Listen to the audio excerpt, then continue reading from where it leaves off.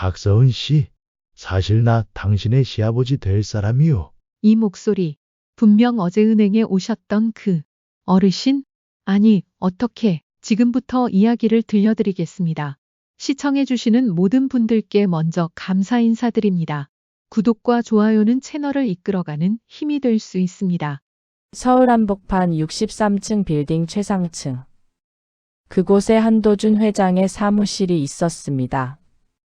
68배 나이에도 꿋꿋한 어깨, 날카로운 눈빛을 가진 그는 도현건설을 이끄는 회장이었습니다.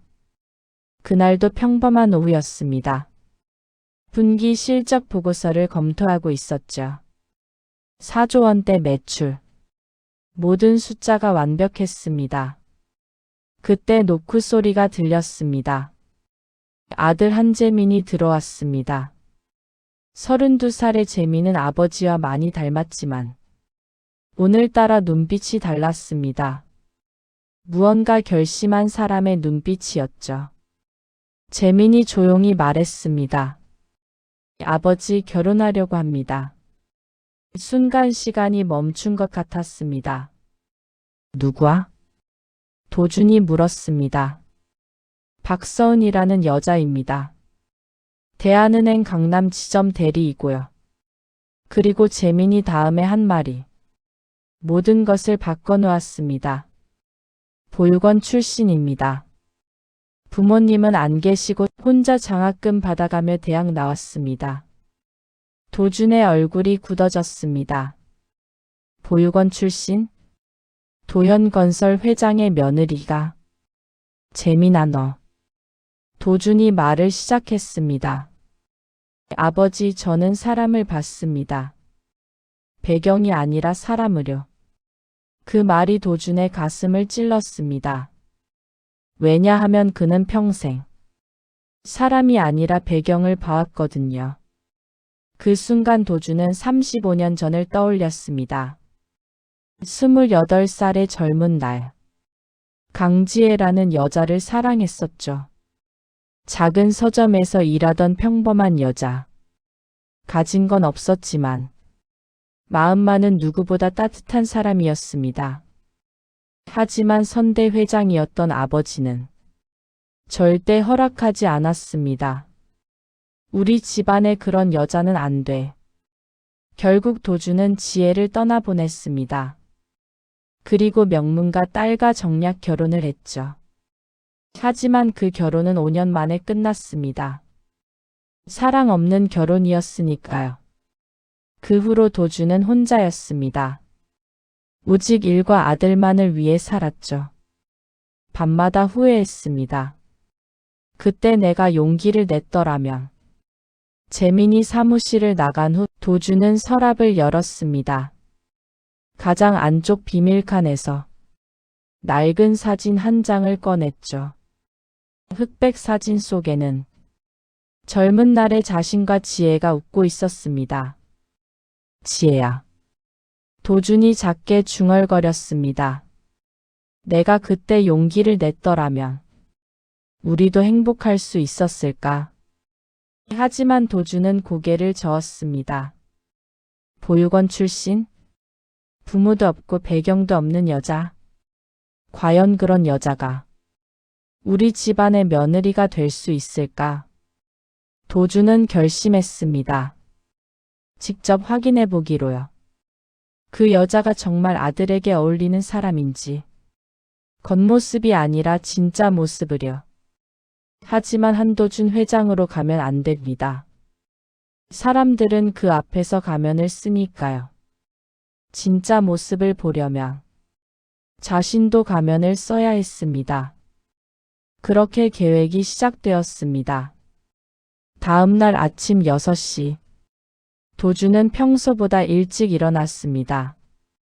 드레스룸으로 가서 구석진 옷장을 열었죠.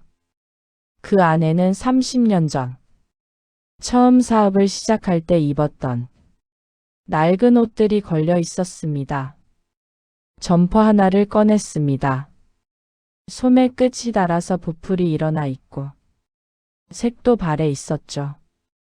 청바지와 해진 운동화도 꺼냈습니다. 거울 앞에서 천천히 옷을 갈아입었습니다. 점퍼를 입으니 퀴퀴한 냄새가 났습니다. 청바지는 조금 작아져서 꽉 끼었죠. 세월이 흐르는 동안 그의 몸도 변한 겁니다. 거울을 다시 봤습니다. 거울 속에는 낯선 사람이 서 있었습니다. 아니, 정확히는 30년 전의 자신이었죠. 회장이 되기 전 가난했지만 꿈이 있었던 청년 한도준. 이상하네. 이게 진짜 나였는데. 지금은 이렇게 낯설다니. 지갑도 바꿨습니다. 명품 지갑이 아니라 낡은 가죽 지갑으로요. 신용카드를 모두 빼고 10,000원짜리 지폐 몇 장만 넣었습니다. 마지막으로 검은 모자를 깊숙이 눌러 썼습니다. 얼굴이 반쯤 가려졌죠. 준비가 끝났습니다. 거울 속의 도준은 이제 한도준 회장이 아니었습니다. 그냥 평범한, 아니 평범하지도 않은 초라한 노인이었습니다. 아침 7시. 도준은 30년 만에 대중교통을 탔습니다. 지하철역으로 향했죠. 역 안은 출근하는 사람들로 붐볐습니다. 모두들 바쁘게 걸어가고 있었어요. 교통카드가 없어서 창구에서 표를 샀습니다. 직원이 그를 힐끗 쳐다봤어요. 이상한 눈으로요. 지하철 안은 사람들로 가득했습니다. 도준은 구석에 서서 손잡이를 잡았죠. 옆에 있던 젊은 여자가 슬쩍 자리를 옮겼습니다. 아마 냄새가 난다고 생각한 모양이었죠. 도준은 속으로 웃었습니다. 이게 현실이지. 겉모습으로 사람을 판단하는 게 세상이야. 강남역에 도착했습니다. 대한은행 강남 지점이 있는 건물. 건물 앞에서 잠시 멈춰 섰습니다. 깊게 숨을 들이쉬었죠. 자, 이제부터가 진짜다. 박서은, 너는 대체 어떤 사람이냐? 은행 문을 밀고 들어갔습니다. 로비는 아침부터 붐볐습니다. 도준은 천천히 주변을 둘러봤습니다. 깨끗한 대리석 바닥, 최신형 키오스크, 정갈한 창구들. 창구 직원들이 보였습니다. 그 중에서 한 명이 눈에 들어왔죠. 단정한 머리에 은행 유니폼을 입은 여자. 명찰에 박서은 대리라고 적혀 있었습니다. 바로 그녀였습니다. 아들이 사랑한다는 그 여자. 서은은 손님을 맞이하고 있었습니다. 밝게 웃으며 친절하게 설명하고 있었죠. 도준은 번호표를 뽑았습니다. 일부러 다른 창구 번호를 선택했어요. 먼저 다른 직원들이 자신을 어떻게 대하는지 보고 싶었습니다. 15분쯤 기다리자 차례가 왔습니다. 285번 손님 3번 창구로 오세요. 젊은 남자 직원이었습니다. 명찰에는 김민수 대리라고 적혀 있었죠. 도준은 구부정한 자세로 천천히 창구로 갔습니다. 무엇을 도와드릴까요? 목소리는 사무적이었습니다.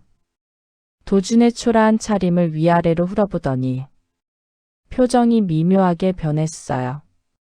저 대출 상담을 받고 싶은데요. 도준이 떨리는 목소리로 말했습니다. 어떤 종류의 대출이신가요? 그게 잘 모르겠어서요. 병원비도 필요하고. 신분증 주세요. 김민수가 한숨을 쉬었습니다. 도준은 일부러 천천히 어설프게 주머니를 뒤적였습니다. 손이 떨리는 척하면서요. 김민수의 표정이 점점 짜증스러워지는 게 보였습니다. 손님 빨리 좀 해주세요. 뒤에 사람들 기다립니다. 죄송합니다. 잠깐만요. 겨우 신분증을 꺼냈습니다. 김민수는 빠르게 컴퓨터에 입력했어요. 그리고 서류 뭉치를 내밀었죠. 나이가 많으시니까 담보대출은 어렵고요. 신용대출도 한도가 낮을 겁니다. 그럼 어떻게? 일단 이 서류들 작성하시고요. 다음에 다시 오세요. 설명도 제대로 없었습니다. 이게 무슨 서류인지 도준이 물어봤지만 보시면 압니다. 여기 체크하시면 돼요. 김민수는 이미 다음 손님을 부르고 있었습니다. 인사도 없었어요. 도준은 속으로 생각했습니다. 이게 현실이구나. 가난하고 초라해 보이는 노인에게는 이런 대접을 하는 거지.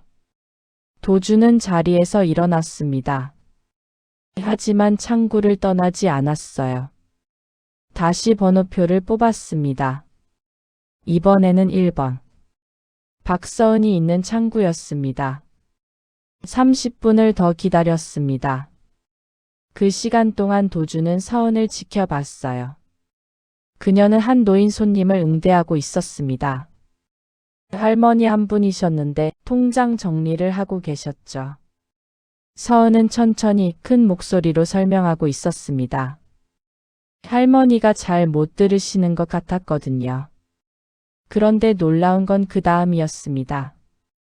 서은이 자기 가방에서 뭔가를 꺼냈어요. 확대경이었습니다. 작은 돋보기였죠. 할머니 이거로 보시면 더 잘 보이실 거예요. 아이고 고맙네. 요새 눈이 침침해서 천천히 보세요. 시간 충분해요. 그 모습을 보는 순간 도준의 가슴이 뜨거워졌습니다. 드디어 도준의 차례가 왔습니다. 302번 손님 1번 창구로 오세요. 서은의 목소리였습니다. 부드럽고 따뜻한 목소리였어요. 도준은 천천히 창구로 걸어갔습니다. 구부정한 자세로 떨리는 걸음으로. 어서 오세요, 어르신. 무엇을 도와드릴까요? 서은이 고개를 들어 그를 봤습니다. 초라한 차림의 노인을 보고도 표정 하나 변하지 않았어요. 오히려 더 따뜻한 미소를 지었습니다. 저 대출 상담을 받고 싶은데요. 네, 어떤 목적의 대출이세요? 생활비? 의료비? 병원비도 필요하고 집도 좀 고쳐야 하고. 서은은 고개를 끄덕이며 컴퓨터를 켰습니다. 하지만 바로 입력하지 않았어요. 먼저 글을 똑바로 봤습니다. 어르신 혹시 자녀분들 계세요? 아들이 하나 있긴 한데 멀리 살아서요. 그럼 수입은 어떻게 되세요? 연금 받으시나요? 기초연금 조금. 서은은 잠시 생각하는 표정을 지었습니다. 그리고 자기 가방에서 뭔가를 꺼냈어요. 그건 직접 만든 것 같은 안내서였습니다. 고령자 대출 가이드라는 제목이 큰 글씨로 적혀 있었죠. 어르신 이거 보세요. 제가 만든 건데요. 어르신들이 이해하시기 쉽게 정리한 겁니다. 안내서를 펼치자 놀라웠습니다. 복잡한 대출 상품들이 그림과 함께 쉽게 설명되어 있었어요. 이런 경우엔 이 상품, 저런 경우엔 저 상품, 체크리스트까지 있었습니다. 어르신 상황을 보니까 담보대출보다는 정부 지원 프로그램이 더 나을 것 같아요. 정부 지원? 네. 의료비 지원이랑 주택개보수 지원. 이자도 훨씬 낮고요. 서은은 천천히 하나하나 설명했습니다. 어떤 서류가 필요한지, 어디에 신청해야 하는지, 심지어 신청서 작성하는 법까지 알려줬어요. 제가 먼저 여기 적어드릴게요. 어르신은 따라 쓰시기만 하시면 돼요. 서은은 정말로 펜을 들어 신청서 양식에 적기 시작했습니다. 본인 손으로요. 도주는 생각했습니다. 이건 그냥 친절한 게 아니야. 이 여자는 사람을 돕고 있어. 업무가 아니라 사람을 보고 있는 거야. 20분이 지났습니다. 서은은 여전히 그를 도와주고 있었어요. 뒤에 대기하는 손님들이 있는데도 말이죠. 그때 지점장으로 보이는 중년 남자가 다가왔습니다. 서 대리 손님들 기다리는데 곧 끝납니다, 지점장님. 서은이 미소 지으며 대답했습니다. 빨리 좀. 어르신께서 이해하실 때까지 설명드려야죠. 지점장은 인상을 쓰며 돌아갔습니다. 하지만 서은은 개의치 않았어요. 여전히 도준을 똑바로 보며 설명을 이어갔습니다. 마침내 모든 설명이 끝났습니다. 어르신, 여기 제 명함이에요. 혹시 궁금한 거 있으시면 언제든 전화 주세요. 정말 고맙습니다. 진심이었습니다. 연기가 아니라 정말로 고마웠어요. 은행을 나오며 도주는 생각했습니다. 이 여자는 진짜구나. 가식이 아니야. 진심으로 사람을 돕는 사람이야. 하지만 아직 확신할 수는 없었습니다. 한 번의 방문으로는 부족했어요. 더 확실하게 확인해야 했습니다. 일주일이 지났습니다. 도주는 서은에 대해 더 알아봤어요. 비서를 통해 조사를 시켰죠. 보고서가 올라왔습니다. 박서은 29세. 보육원 출신, 장학금으로 대학 졸업. 대한은행 입사 5년차. 성과평가 우수, 고객 만족도 1위. 숫자로 정리된 그녀의 삶이었습니다. 하지만 도주는 고개를 저었어요. 종이로는 사람을 알 수 없어. 다시 가봐야겠어. 이번에는 조카를 데려가기로 했습니다. 6살 된 조카 지아였죠. 큰아빠, 우리 어디 가요? 은행 가자. 지아, 통장 만들러 와. 내 통장? 그래. 그런데 지아, 오늘 큰아빠 비밀 지켜줄 수 있지? 무슨 비밀이요? 큰아빠가 할아버지 흉내 낼 거야. 지아도 같이 연기해줘. 네. 지아가 재미있다는 듯 대답했습니다. 다시 낡은 옷을 입었습니다. 지아도 평범한 옷을 입혔어요. 은행에 도착했습니다. 이번에는 일부러 복잡한 상황을 만들기로 했습니다. 번호표를 뽑고 기다렸죠. 드디어 서은의 창구 차례가 왔습니다. 어서 오세요, 어르신. 또 오셨네요. 그리고 서은이 지아를 보며 눈을 반짝였습니다. 우리 예쁜 친구는 누구예요? 손녀입니다. 지아라고 해요. 서은이 지아 눈높이로 몸을 숙이며 말했습니다. 안녕, 지아야. 이름 정말 예쁘다. 몇 살이야? 6살이요. 와, 벌써 6살이나 됐어. 언니랑 같이 통장 만들어 볼까? 그 순간 도주는 뭔가 달랐다는 걸 느꼈습니다. 서은은 지아를 어린아이로만 보지 않았어요. 한 명의 사람으로 대하고 있었습니다. 사실은요. 적금 증서를 잃어버린 것 같아서요. 도준이 일부러 말했습니다. 언제 만드신 적금이세요? 그게 기억이 잘 안 나서요.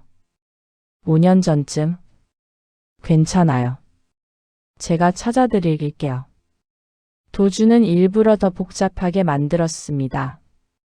그리고 지아 어린이 통장도 같이 만들고. 비밀번호도 헷갈려서요. 다른 직원이었다면 짜증을 냈을 겁니다. 하지만 서은은 달랐어요.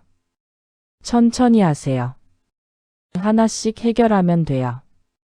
그때 지점장이 지나가다 멈춰 섰습니다.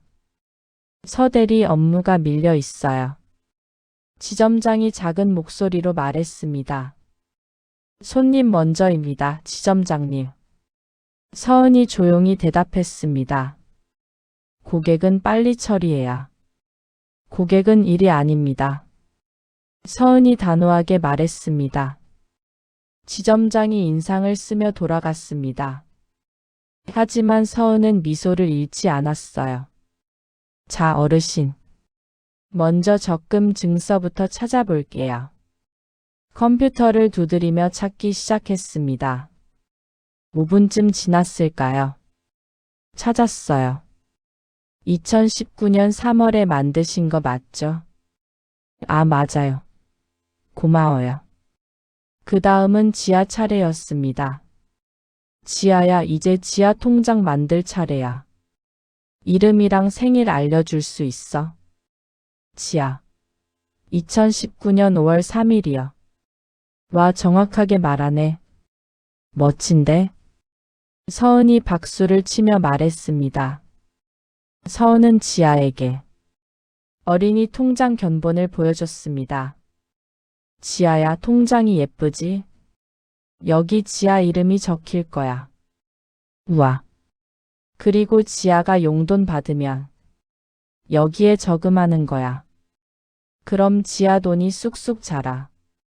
설명하는 내내 서은은 지아와 눈높이를 맞췄습니다. 무릎을 꿇고 지아를 똑바로 보면서요. 그러고는 자기 서랍에서 뭔가를 꺼냈습니다. 작은 스티커였어요. 지아야, 이거 선물. 통장 만들었으니까 상으로 주는 거야. 와. 고마워요, 언니. 도주는 그 모습을 보며 목이 메었습니다. 이 여자는 진짜 사람을 사랑하는구나. 아이를 그저 보호자의 부속물로 보지 않아. 한 명의 인격체로 대하고 있어. 모든 절차가 끝났습니다. 40분이나 걸렸어요. 하지만 서은은 지치지 않았습니다. 어르신, 다음에 또 오세요. 궁금한 거 있으면 언제든 연락 주시고요. 정말 고마워요. 지아야, 인사해. 고마워요, 예쁜 언니. 지아도 예쁘게 커야 돼. 약속. 서은이 웃으며 말했습니다. 은행을 나오며 지아가 도준의 손을 잡고 말했습니다. 큰아빠, 은행 언니 진짜 착하죠? 그래, 정말 착하구나. 차 안에서 도준은 생각에 잠겼습니다. 두 번의 방문으로 알았습니다. 박서은은 단순히 친절한 사람이 아니었어요. 사람을 진심으로 배려하는 사람이었습니다. 하지만 아직 한 가지가 남았습니다. 진짜 시험은 이제부터였어요. 사람은 위기의 순간에 본 모습이 드러납니다. 이익이 걸린 상황에서 압박이 있을 때, 그때 진짜 모습을 볼 수 있죠. 도주는 마지막 시험을 준비하기 시작했습니다. 사흘 후 도주는 다시 은행을 찾았습니다. 이번에는 좀 더 복잡한 상황을 만들기로 했어요. 비서를 통해 미리 조사했습니다. 이번 달이 지점 실적 마감이라는 것을요. 직원들이 실적 압박을 받는 시기였죠. 그리고 은행에서 적극적으로 판매하는 상품이 있었습니다. 보제 시도이계속컴과 연계된 적립식 상품. 수익성이 높은 패키지 상품이었어요. 도주는 그 상품을 상담하러 간다고 했습니다. 은행 로비에 들어서자 분위기가 달랐습니다. 직원들 표정이 긴장되어 보였어요. 실적 마감이 코앞이었으니까요. 번호표를 뽑고 기다렸습니다. 서은의 창구로요. 대기하는 동안 옆에서 직원들 대화가 들렸습니다. 이번 달 실적 어떻게 하지? 패키지 상품이라도 몇 건 더 팔아야 하는데. 서 대리는 여유 있어 보이던데. 원래 실적 신경 안 쓰잖아. 그러니까 항상 뒤처지는 거지. 도주는 눈썹을 치켜 올렸습니다. 실적을 신경 쓰지 않는다. 그건 무능한 건지 아니면 드디어 차례가 왔습니다. 어르신 또 오셨네요. 오늘은 무엇을 도와드릴까요? 보험 상품 알아보러 왔어요. 적립도 되는 거요. 아, 종합 패키지 상품 말씀이시죠? 그때 옆 창구 직원이 슬쩍 끼어들었습니다. 어르신, 그거 정말 좋은 상품이에요. 보험도 되고 적금도 되고. 다들 하십니다. 김민수였습니다. 김 대리님, 제가 설명하겠습니다. 서은이 단호하게 말했습니다. 아, 네. 실적 때문에 그러는 건데. 고객님 상담이 먼저입니다. 김민수가 물러났습니다. 서은은 도준을 똑바로 보며 말했습니다. 어르신, 먼저 정확히 여쭤볼게요. 왜 이 상품이 필요하신가요? 노후 대비도 하고 병원비도 대비하려고요. 현재 가입하신 보험 있으세요? 실손보험 하나 있긴 한데. 서은은 고개를 끄덕이며 뭔가를 꺼냈습니다. 또 직접 만든 자료였어요. 큰 글씨로 적힌 보험 연계 상품 체크리스트였습니다. 어르신, 이거 보세요. 자료를 펼쳤습니다. 거기에는 놀라운 내용들이 적혀 있었어요. 주의사항. 중도 해지 시 원금 손실크. 1년 이내 해지 시 수수료 30%. 갱신 시 보험료 인상 가능. 면책 기간 1년. 굵은 빨간 펜으로 표시되어 있었습니다. 어르신, 솔직히 말씀드릴게요. 네? 이 상품 어르신한테 맞지 않아요. 순간 도주는 놀랐습니다. 실적이 필요한 시기에 직접 거절하다니. 왜냐하면요. 어르신은 이미 실손보험이 있으세요. 여기에 또 보험을 추가하면 중복이에요. 그럼 적립은요? 적립도 이 상품은 유동성이 떨어져요. 급하게 돈 필요하실 때 빼기 어렵습니다. 그때 지점장이 지나가다 멈춰 섰습니다. 서대리, 뭐 하는 거예요? 상담 중입니다. 실적은 생각 안 해요. 이번 달 마감인데. 지점장이 작게 하지만 날카롭게 말했습니다. 고객에게 맞지 않는 상품은 권할 수 없습니다. 서은이 조용히 하지만 단호하게 대답했습니다. 지점장의 얼굴이 굳었습니다. 하지만 손님 앞이라 더 이상 말하지 못했어요. 인상을 쓰며 돌아갔죠. 서은은 다시 도준을 보며 말했습니다. 어르신, 제 추천은 이래요. 종이에 적으며 설명했습니다. 실손보험은 그대로 유지하시고요. 적립은 자율적금으로 하세요. 언제든 찾을 수 있으니까요. 그럼 보험 연계 상품은 안 해도 돼요. 네. 솔직히 은행은 이 상품 팔면 수수료를 많이 받아요. 하지만 어르신께 손해예요. 도주는 할 말을 잃었습니다. 이 여자는 자기 실적을 포기하고 있어. 고객을 위해서. 대신에 정부 지원 프로그램 알아보세요. 노인 의료비 지원이랑 생활지원금. 그게 훨씬 나아요.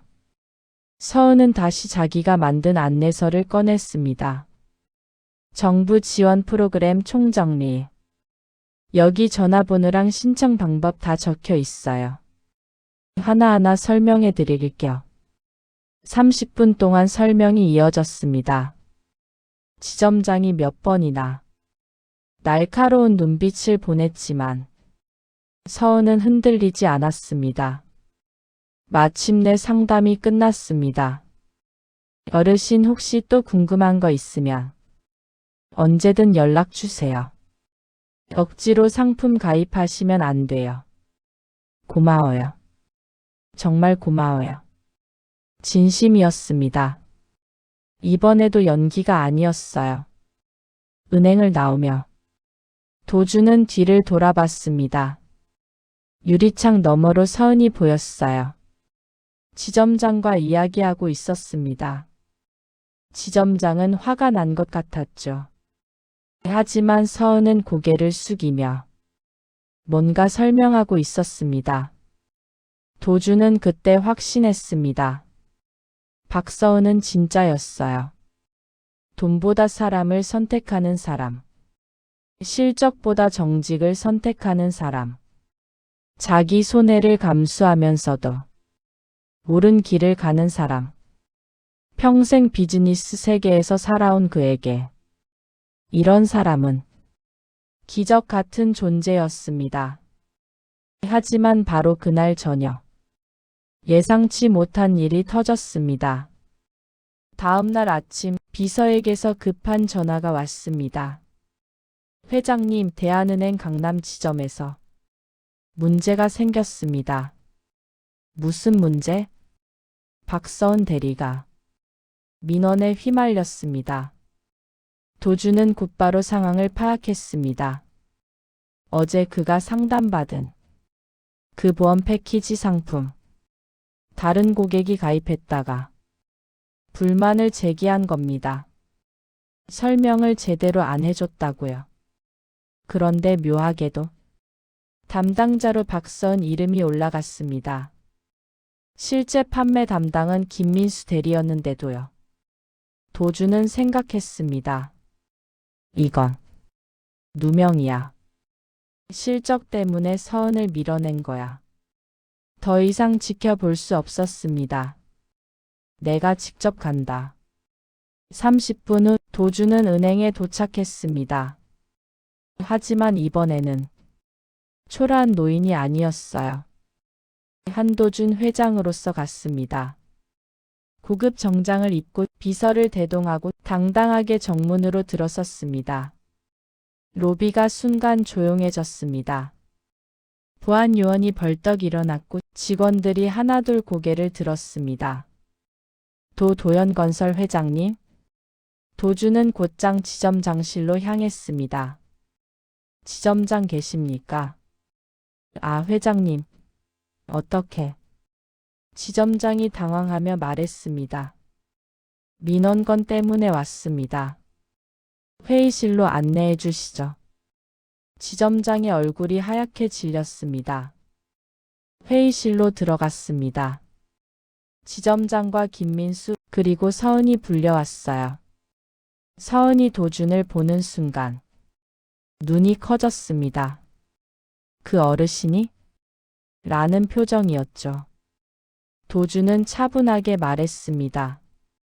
박서은 대리. 네. 어제 저를 상담하셨죠? 예. 도준은 지점장을 봤습니다. 지점장님, CCTV와 상담 녹취록 확인해 보셨습니까?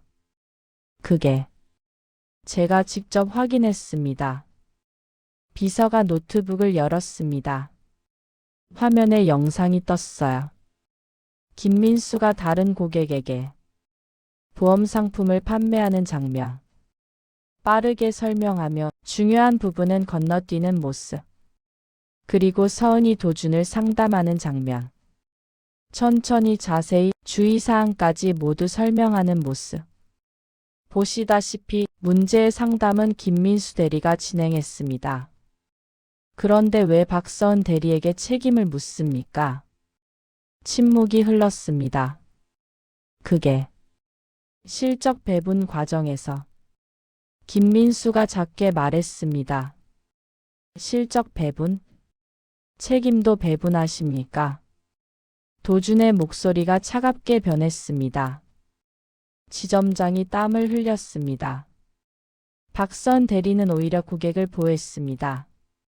불필요한 상품 가입을 말렸고 정확한 정보를 제공했습니다. 도준은 서은을 봤습니다. 이게 금융인의 본분 아닙니까? 서은의 눈에 눈물이 맺혔습니다. 하지만 참고 있었어요. 도주는 다시 지점장을 봤습니다. 제 명의로 본사에 정식 민원을 제기하겠습니다. 직원 보호는 못할 망정 누명을 씌우는 조직이라면 문제가 있습니다. 죄송합니다. 저한테 사과하지 마세요. 박서은 대리에게 하세요. 지점장이 벌떡 일어나 90도로 허리를 숙였습니다. 서 대리, 정말 미안합니다. 제가 잘못 판단했습니다. 서은은 고개를 끄덕였습니다. 말없이요. 회의실을 나오며 도주는 서은을 따로 불렀습니다. 박서은 씨. 네. 그런데 어르신이 아닙니다. 한도준입니다. 도연건설 회장입니다. 서은의 얼굴이 창백해졌습니다. 그동안 제가 연기했습니다. 미안합니다. 잠시 침묵이 흘렀습니다. 왜 그러신 겁니까? 제 아들이 당신을 사랑합니다.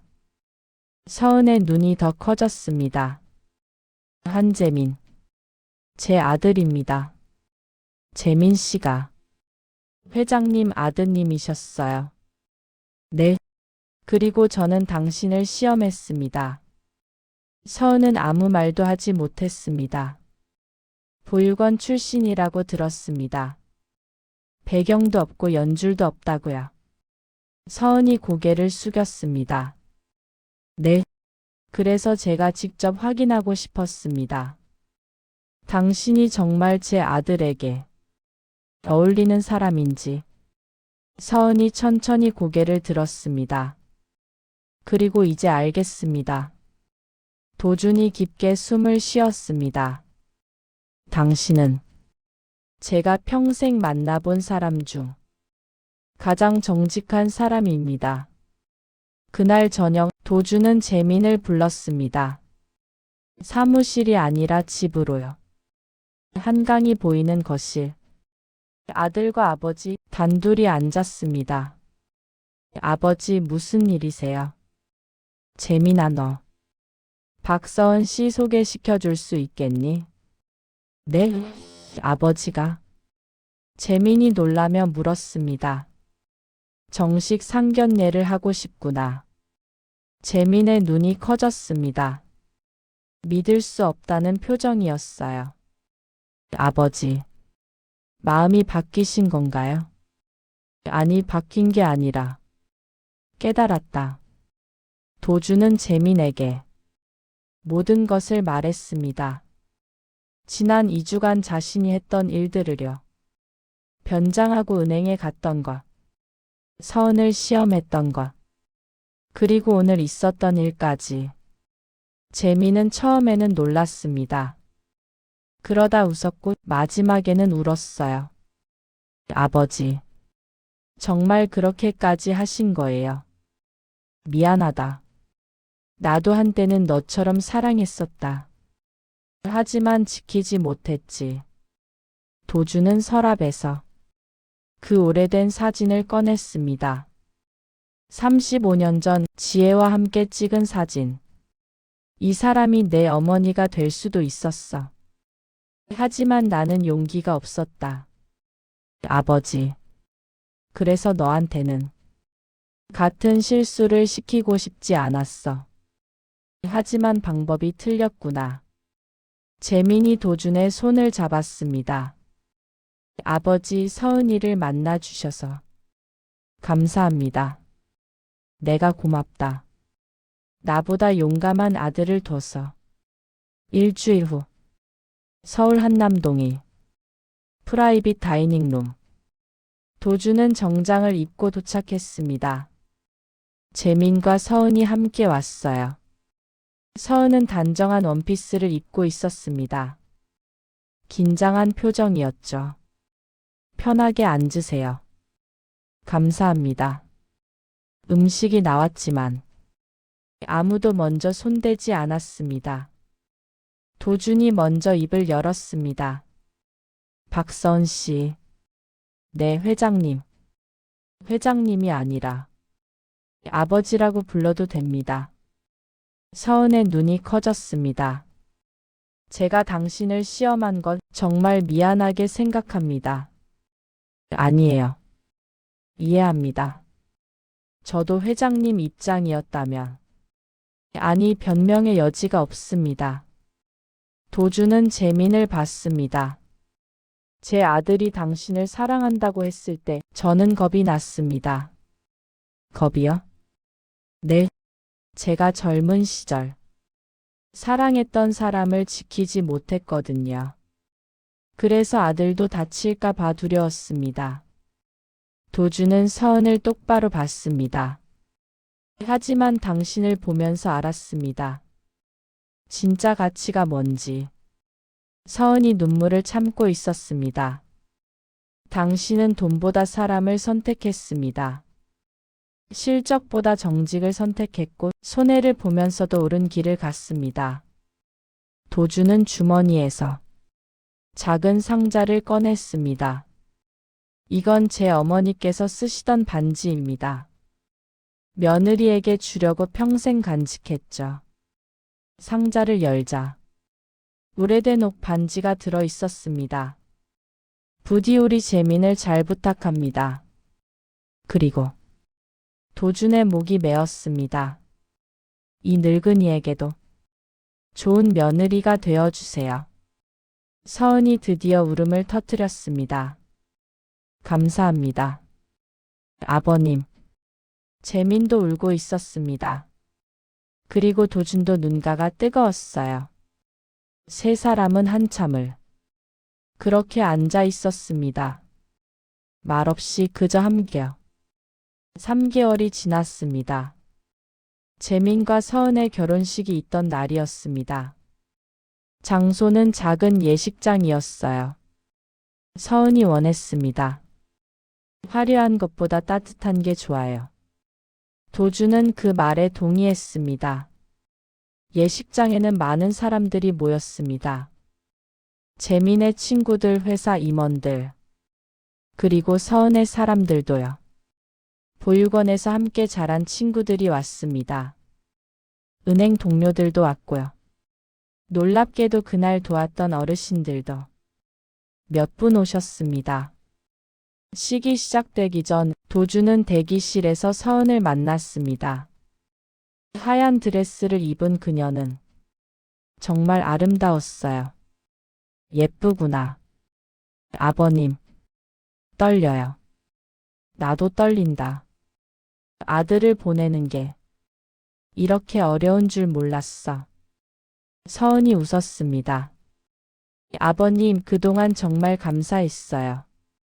내가 더 고맙지. 너 같은 며느리를 얻게 되어서. 도준은 주머니에서 편지 한 통을 꺼냈습니다. 이건 35년 전 내가 지키지 못한 사람에게 쓴 편지야. 지혜. 할머니시죠? 재민이한테 들었구나. 그래, 지혜에게 쓴 편지야. 편지를 서은에게 건넸습니다. 이젠 너에게 주고 싶구나. 내가 지키지 못한 사랑을 너희는 꼭 지켜다. 서은이 편지를 받아들며 눈물을 흘렸습니다. 꼭 그럴게요, 아버님. 식이 시작되었습니다. 신랑 입장 음악이 흘렀고 재민이 들어왔습니다. 그리고 신부 입장. 서은이 천천히 걸어 들어왔습니다. 혼자였어요. 부모님이 안 계셨으니까요. 하지만 중간쯤 왔을 때 도준은 자리에서 일어났습니다. 그리고 서은에게 걸어갔죠. 모두가 놀란 표정으로 그를 봤습니다. 도준은 서은 앞에 섰습니다. 내가 데려다 줘도 될까? 아버님. 서은이 울며 대답했습니다. 오늘부터 나도 내 아버지야. 서은이 도준의 팔을 잡았습니다. 그들은 함께 걸었어요. 버진 로드를 따라서요. 그 순간 도주는 깨달았습니다. 진짜 가족은 피가 아니라 마음으로 만들어지는 거라는 걸요. 재민 앞에 도착했습니다. 도주는 서은의 손을 재민의 손에 얹어줬습니다. 잘 부탁한다, 아들. 네, 아버지. 재민이 울먹이며 대답했습니다.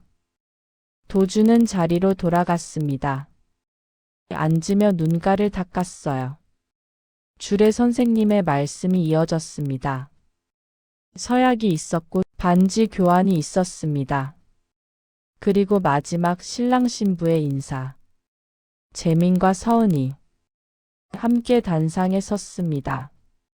오늘 이 자리에 와주신 모든 분들께 감사드립니다. 특히 재민이 도준을 받습니다. 아버지 사랑합니다. 그리고 용기 주셔서 감사합니다. 서은이 이어서 말했습니다. 저는 어릴 때부터 혼자였습니다. 부모님이 안 계셔서 늘 외로웠어요. 서은의 목소리가 떨렸습니다. 하지만 오늘 저는 가족을 얻었습니다. 사랑하는 남편과 존경하는 아버님을요. 서은이 도준을 똑바로 봤습니다. 아버님, 저를 딸로 받아주셔서 감사합니다. 평생 효도하겠습니다. 도준은 더 이상 참을 수 없었습니다. 눈물이 흘러내렸어요. 68평생 처음 흘리는 행복한 눈물이었습니다. 피로연이 끝나고 모두가 돌아간 후 도준은 예식장 테라스에 혼자 섰습니다. 한강이 보였어요. 석양이 지고 있었죠. 주머니에서 그 오래된 사진을 꺼냈습니다. 지혜와 함께 찍은 사진. 지혜야, 오늘 넌 봤니? 내가 드디어 해냈어. 이번엔 사랑을 지켰어. 바람이 불었습니다. 따뜻한 봄바람이었어요. 사진 속 지혜가 웃고 있는 것 같았습니다. 그때 뒤에서 발소리가 들렸습니다. 재민과 서은이었어요. 아버지 여기 계셨네요. 응, 바람 좀 쐬고 있었다. 아버님 추우시겠어요. 서은이 자기 쇼를 도준의 어깨에 걸쳐줬습니다. 고맙구나. 세 사람은 나란히 섰습니다. 한강을 바라보며요. 아버지 행복하세요? 응. 정말 오랜만에 행복하구나. 아버님, 저도 행복해요. 진짜 가족이 생겨서요. 도준은 두 사람을 번갈아 봤습니다. 그리고 조용히 웃었어요. 가족이란 게 뭔지 아니? 뭔데요? 함께 웃고 함께 울고 함께 견디는 거야. 피가 아니라 마음으로. 서은이 도준의 손을 잡았습니다. 네, 아버님. 이제 알겠어요. 그날 밤 집에 돌아와 도준은 서재에 앉았습니다. 책상 위에는 여전히 지혜의 사진이 있었어요. 하지만 이제 그 사진이 슬프지 않았습니다. 대신 새로운 사진을 나란히 놓았습니다. 오늘 찍은 가족 사진이었죠. 재민, 서은 그리고 자신. 세 사람이 환하게 웃고 있었습니다. 도준은 창밖을 바라봤습니다. 별이 보였습니다. 맑은 봄밤이었어요. 도준은 하늘을 향해 속삭였습니다. 이제 저도 알겠습니다. 진짜 가문의 품격은 재산도 명예도 아니었습니다. 사람을 사랑할 줄 아는 마음, 정직할 수 있는 용기, 그리고 손해를 보더라도 옳은 길을 가는 것. 그게 진짜 품격이었습니다. 여러분, 오늘 이야기 어떠셨나요? 한 회장님이 가면을 쓰고 며느리 감을 시험한 이야기. 하지만 정작 변한 건 시험을 한 사람이었습니다. 가면을 쓰는 순간 진짜 얼굴이 보이기 시작했습니다. 돈이 아니라 사람이, 배경이 아니라 마음이, 체면이 아니라 진심이 중요하다는 것을요. 우리는 살면서 많은 가면을 씁니다. 때로는 자신을 숨기기 위해, 때로는 다른 사람을 보기 위해. 하지만 중요한 건 가면 너머의 진실을 볼 수 있는 용기가 아닐까요? 그리고 그 진실을 받아들일 수 있는 열린 마음이 아닐까요? 도준 회장은 가면을 통해 며느리의 진심을 봤습니다. 그리고 그 진심이 자신의 삶을 바꿨습니다. 아들에게 행복을 주었고 자신에게도 진짜 가족을 선물했습니다. 진짜 가치는 겉모습에 있지 않습니다. 학벌도 재산도 배경도 아닙니다. 그 사람이 어떤 선택을 하는가, 힘든 순간에 무엇을 지키는가, 누구를 위해 손해를 감수하는가. 그게 진짜 그 사람입니다. 그리고 그런 사람을 알아보는 것, 그게 진짜 지혜입니다. 오늘도 여러분 곁에는 소중한 사람들이 있을 겁니다. 가족이든 친구든 동료든 그들의 겉모습이 아니라 진심을 보려 노력해 보세요. 그리고 여러분도 진심으로 살아가세요. 그것이 오늘 이야기를 통해 전하고 싶었던 것입니다. 긴 이야기 끝까지 들어주셔서 정말 감사합니다. 오늘도 행복한 하루 되세요. 다음에 또 좋은 이야기로 찾아뵙겠습니다.